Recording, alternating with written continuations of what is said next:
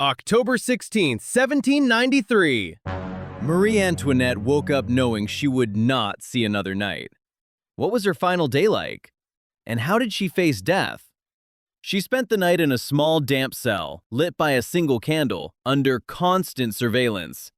She had no privacy, not even to sleep, and she was exhausted, ill, and still shaken from the trial that had sealed her fate. She asked herself, "Why am I here? What have I done?" Marie Antoinette, born an Austrian archduchess, was married at 14 to the future King Louis XVI to cement a political alliance, eventually becoming Queen of France. As the French accused her of being profligate, promiscuous, and even treasonous, she became increasingly unpopular among the people. And no wonder! Famously, when the queen was told that starving French peasants lacked any bread to eat, she callously stated, "Let them eat cake."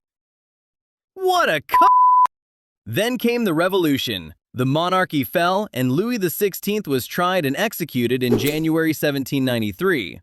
That left Marie Antoinette, now called Widow Capet, imprisoned and hated by the French public. Her trial in October 1793 was a total political theater. The Revolutionary Tribunal had already decided she was guilty. The charges? Draining the national treasury, conspiring with foreign powers, and shockingly, incest with her own son. That last one was 100% false, just meant to ruin her reputation. But truth was irrelevant. The verdict was already set.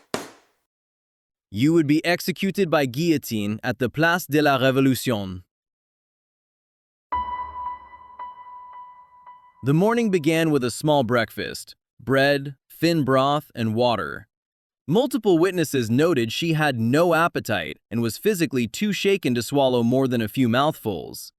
At 7 a.m., she was given her final clothing, a simple white dress, symbolically ironic since white was the color of royal mourning. Her hair was cut short to prevent it from tangling in the blade. The guard who trimmed it later said she didn't cry. She simply closed her eyes and let it happen. She prepared alone.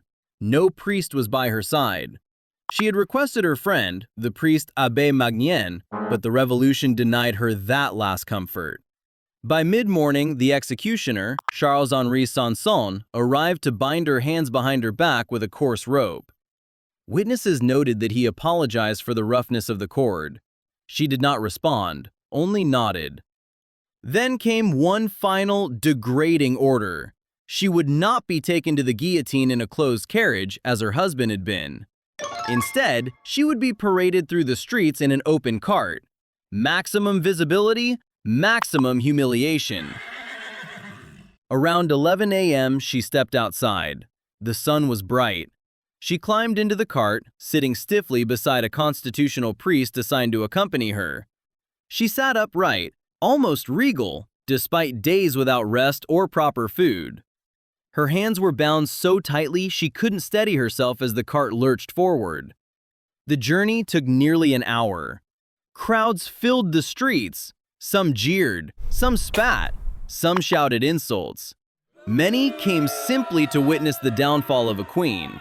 She didn't speak or cry, just staring straight ahead, pale, thin, visibly worn, but controlled. At the scaffold, she struggled to climb the steps. Sanson tried to guide her, and she accidentally stepped on his foot. That led to her final words.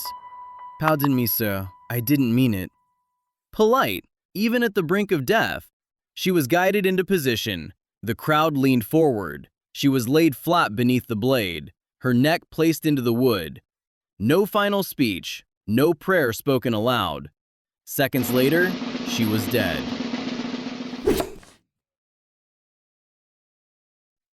Marie Antoinette's last words were an apology to her executioner. She was, by all accounts, unfailingly polite. Contrary to her public image, she was very active in helping the poor. And the famous "let them eat cake"? You probably already know. Just a rumor. She didn't say it. The phrase first appeared in 1765 in a book by Jean-Jacques Rousseau when Marie Antoinette was 9 and still living in Austria. Her real story is simpler and harsher. A foreign queen, a highly visible woman in a role with no real political power, trapped in a revolution, executed for what she represented, not for what she actually did. Hey everyone, thanks for watching. This whole YouTube adventure is still pretty new for me, so every like, comment, and subscribe helps more than you know. So please, hop on board and let's keep this train moving.